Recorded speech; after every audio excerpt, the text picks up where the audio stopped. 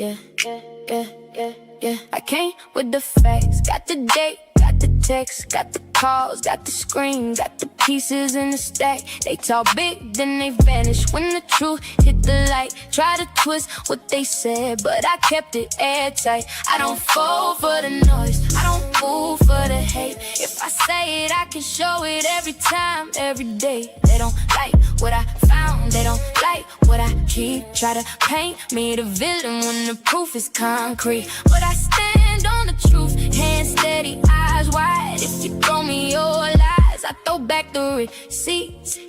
Snoopy's files, I bring the truth to the table. Snoopy's files, got the proof, it's all stable. Snoopy's files, take a shout, I don't flinch. Snoopy's files, every lie gets a pinch. Snoopy's files, I bring the truth to the table. Snoopy's files, got the proof, it's all stable. Snoopy's files, try to bend, I won't switch. Snoopy's files, yeah, I keep the whole clip. Now they come for my name, try to bruise my good heart, throwing dirt in the wind, hoping it can tear apart what I built with the truth, what I earned with my time. But I keep all the screenshots, line by line by line. They can scheme in the dark, they can post what they want. I already know the angle, I already know the kind. And the more that they talk, the more clear it all gets. Every mask that they wear turns to proof when it's checked. Let them run with the story, let them chase after smoke. I stay calm, I stay ready with the facts in a row. No, I don't need to shout when the record is right. I let truth do the talking every day, every night. Snoopy's files, I bring the truth to the table. Snoopy's files, got the proof, it's all stable. Snoopy's files, they can shout, I don't flinch. Snoopy's files, every lie gets a pinch. Snoopy's files, I bring the truth to the table. Snoopy's files, got the proof, it's all stable. Snoopy's files, try to bend, I won't switch. Snoopy's files, yeah, I keep the whole clip.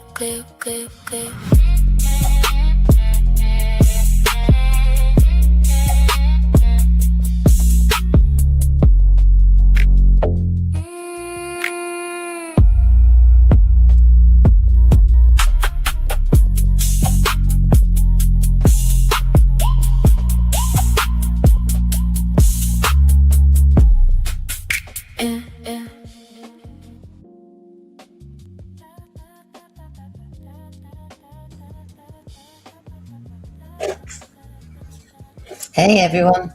Hey Nick. Hey Jane. Hey Control Corinne. Hey Lady Leo.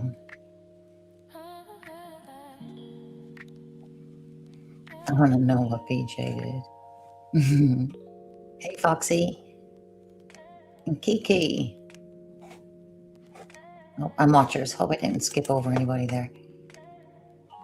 A late one. Well, it's late. A little bit late here. Yes, something different. This is actually going to be a 3-part because there's that much in it to cover. But yeah, I want to talk about BJ Investigates, but somebody will actually know about. She's a qualified lawyer.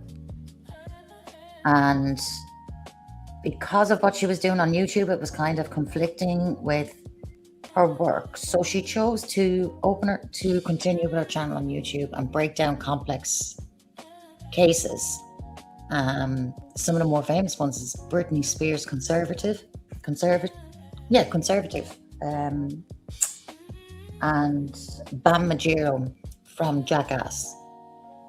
So she uncovered a lot actually in between just Britney. She had been quoted, some of her investigation had been quoted in the New York Times when the conservative was lifted after the 13 years. So she brought a lot of stuff to light, things like questioning whether or not Britney had dementia at her age. And at the minute, where she sits is she is being sued by Gossip Granny, who is the guardian of the conservatorship that Wendy Williams is under.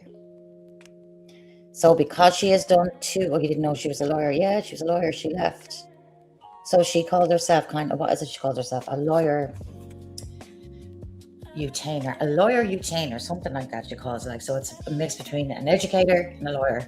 But she's not practicing, obviously. So she kind of resigned that without prejudice. Give me this back. The part about Wendy Williams will come later because that's more up to date where she is. Now, this person's not without her haters, which I found recently. There's a lot of people who want to see her do her downfall. I actually can't find a whole lot on anything other than it's to do with the funds that she's raising, to do with a court case. If you are familiar with her, you will know that she uses the phrase facts. Her opinions are not facts. And facts are not defamation. So she'll repeat that a lot. I think that's actually the slogan she has on her GoFundMe collection. And I think that sits somewhere like 63,000 at the minute. So some of her ops, say, or some of the people who are against her are questioning the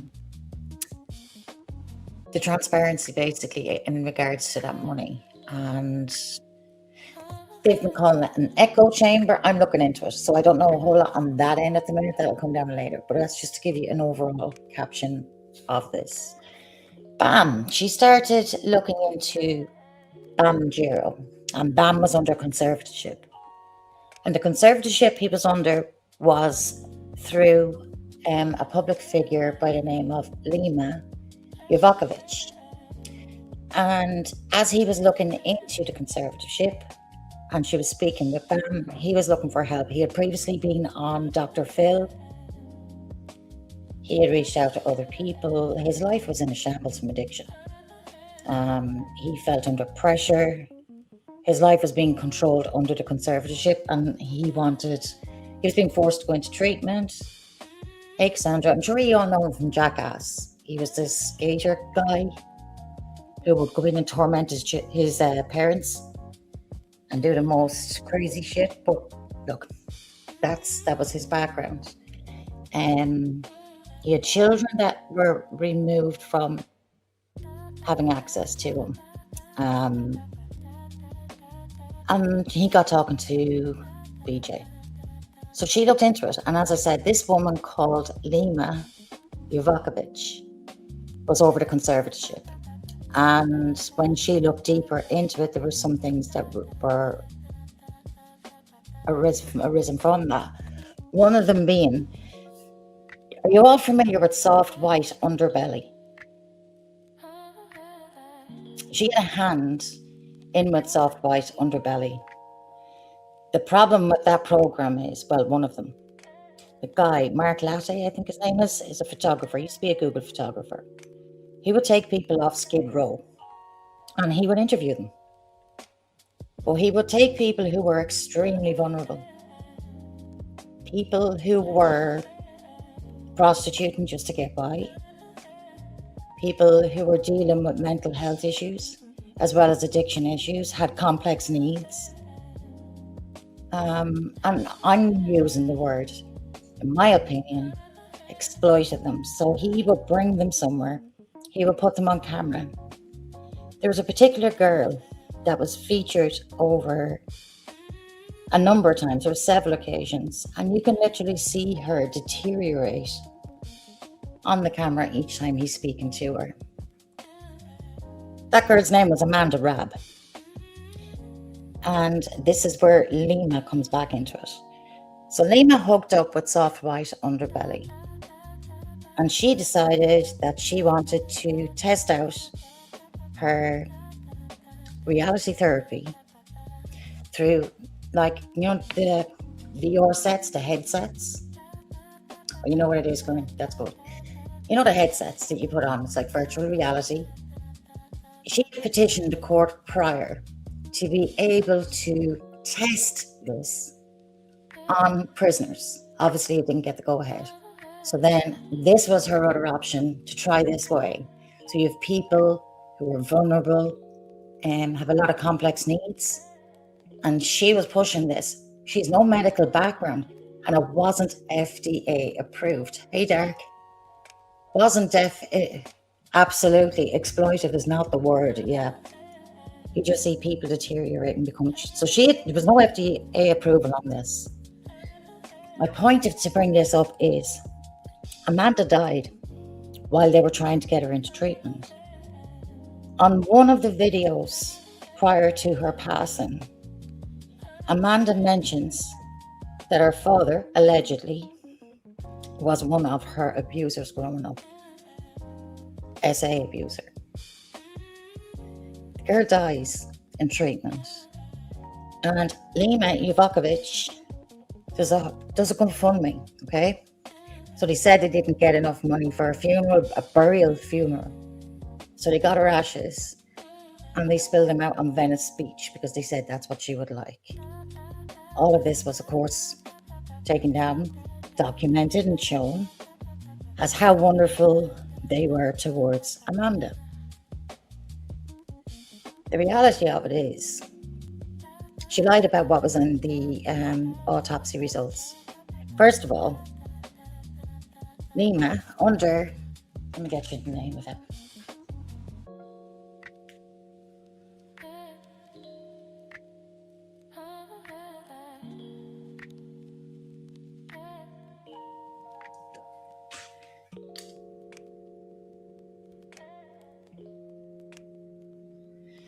The way it's worded on Instagram is this. It's called Aura.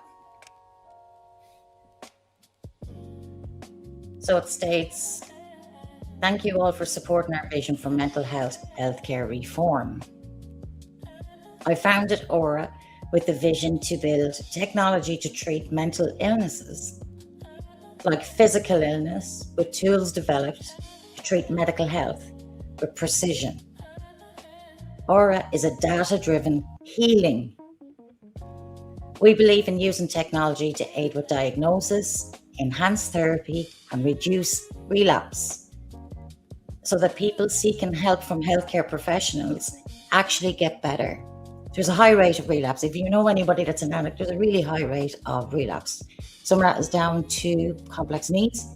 Others is down to lack of services, lack of aftercare facilities. There's a multitude of things.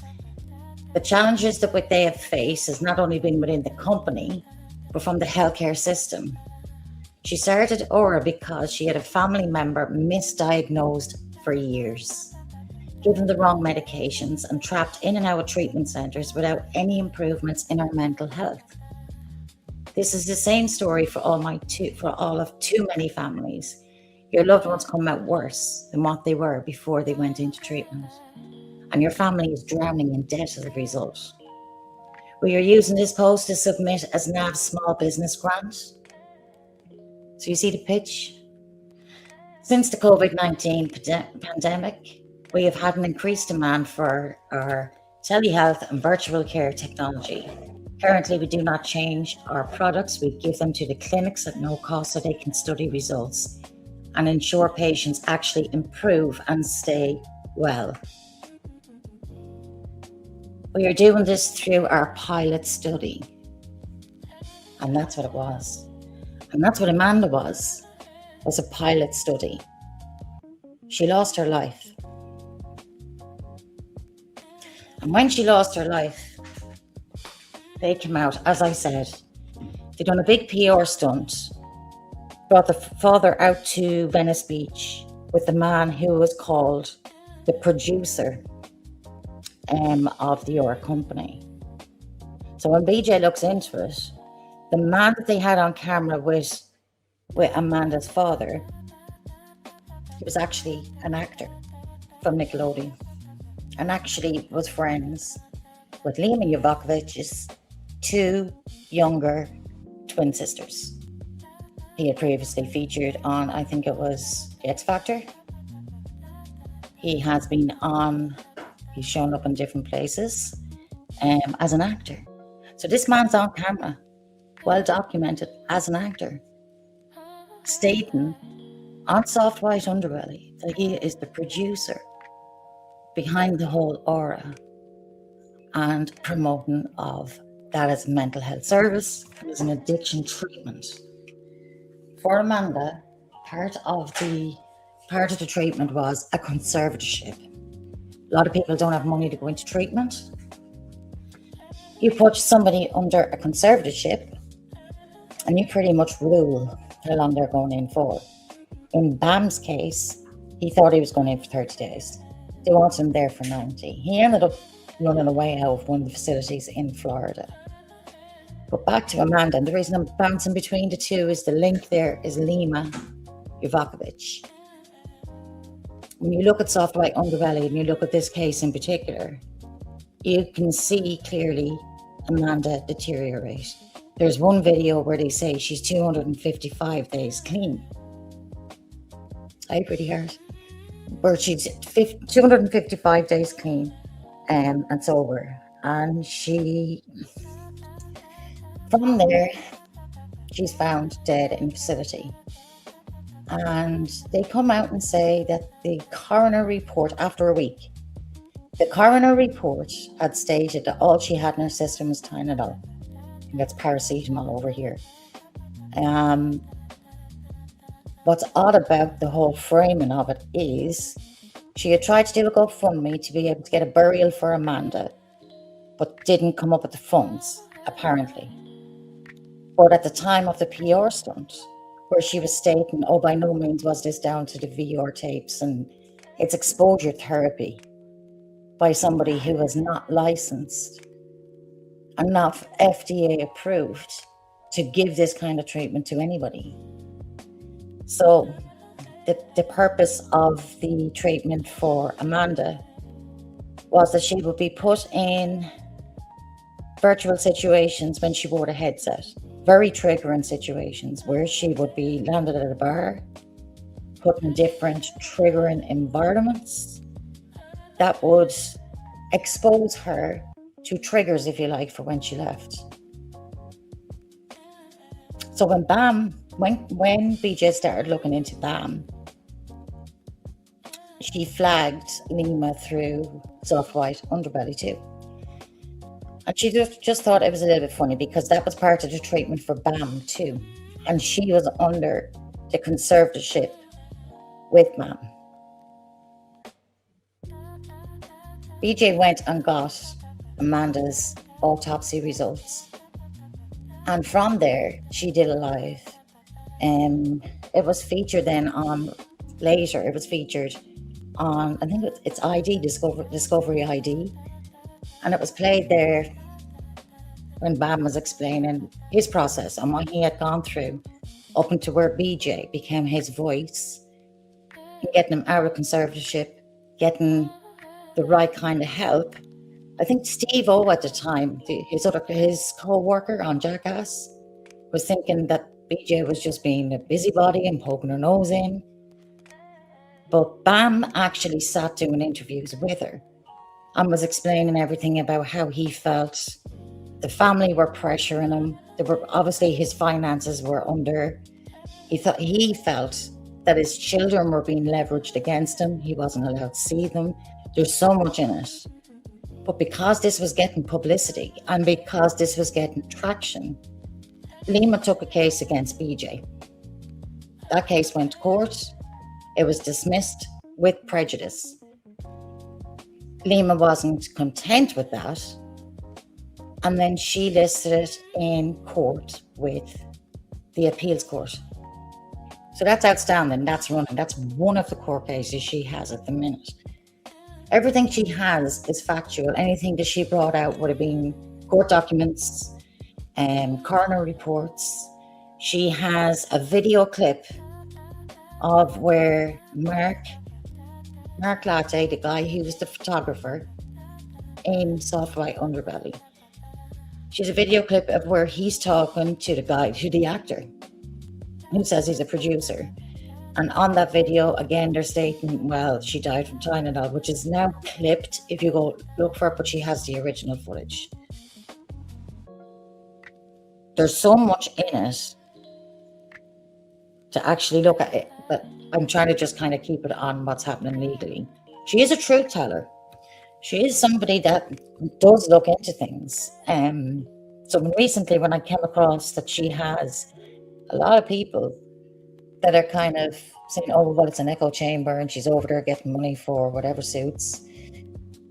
I was just like, okay, so I need to do a little bit more digging in with that one before part 3 comes. But that's kind of the background for Lima.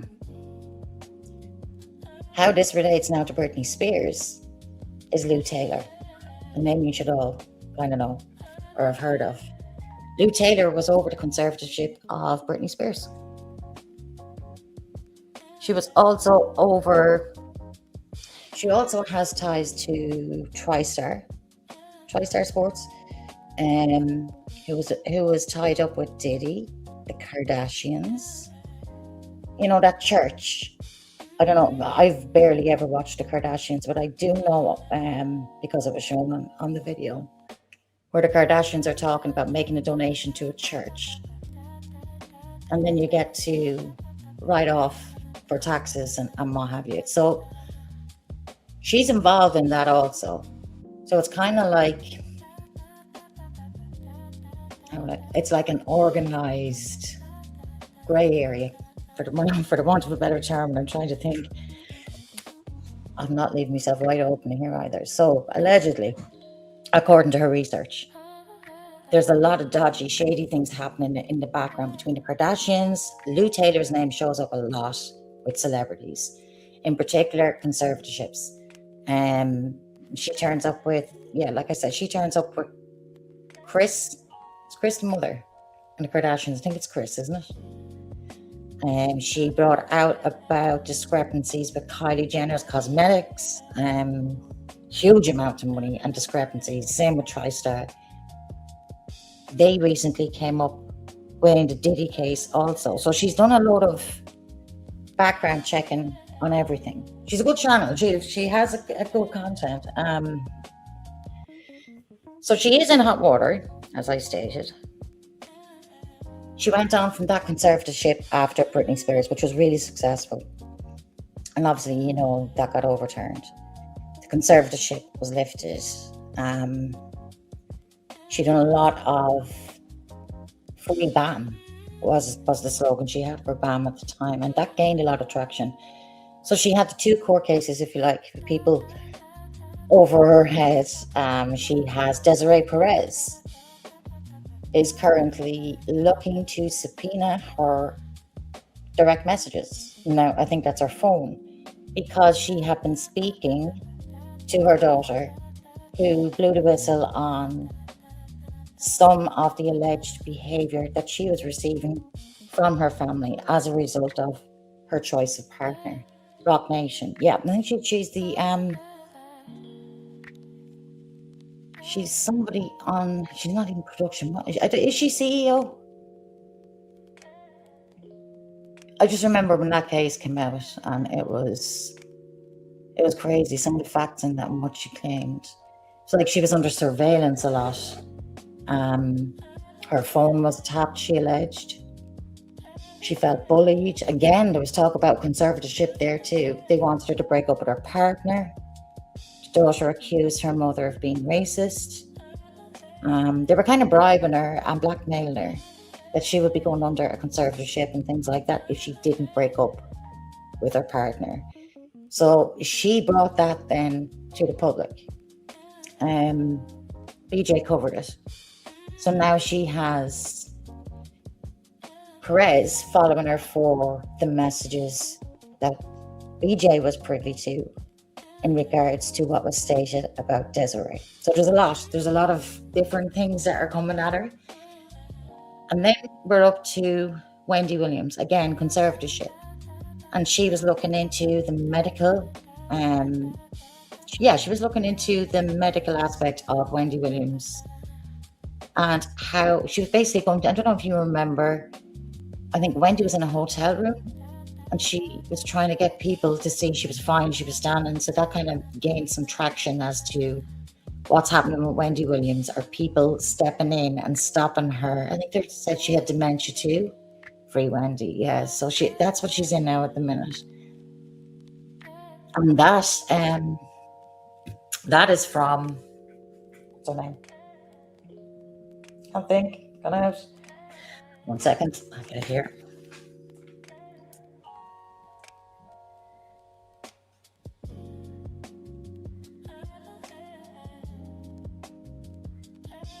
I may have to abruptly live because my little one just woke up. Hang on. Let me get you the name for this.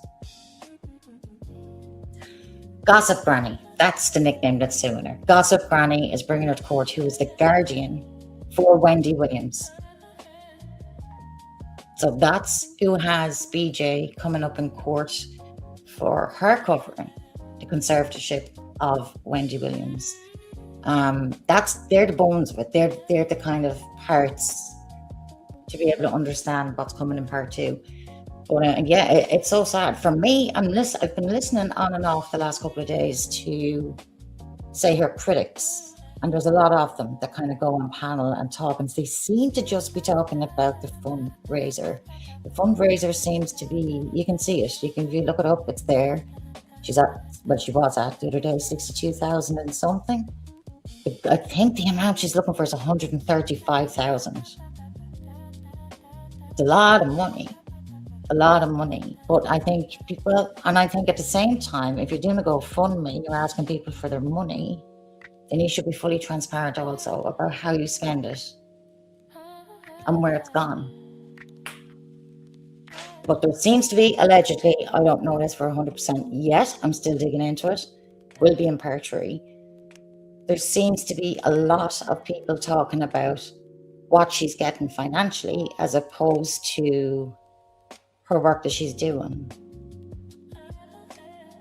Because you're talking about Amanda from Soft by Underbelly who lost her life. And she brought this to the public and was able to say this girl, Nima Yuvakovich, does not have FDA approval. She's putting people in the most vicarious situations with no training, no background, nothing in terms of addiction, mental health, anything. She's just somebody that came up with a concept to put people through exposure therapy without a license or without a team of people to be able to work and check in with them afterwards. So no working on coping skills, no working on triggers essentially, because you're just putting a headset on somebody where they think that they're in that situation. And then the response is they're all over the place. And people aren't there to be able to work with the person and where they're at. So they skip forward and say that it was a seizure she took. And like I said, she goes then and gets the autopsy report, which I'll cover in part 2. And I am going to have to cut this short because my little one's upstairs and I can hear her. They're the bones of it. I'm really sorry. It's a short live. I was hoping to get to an hour, but I will come back and I'll finish this early tomorrow. There is a lot in it. I will have a diagram just to break it down. What is under Nima Yuvakovich and Lou Taylor, because they're separate, even though they're public figures and they both kind of work in similar areas, both celebrities and stuff. They're different. So yeah, I'm going to have to go. I can only imagine. That's exactly it, Derek.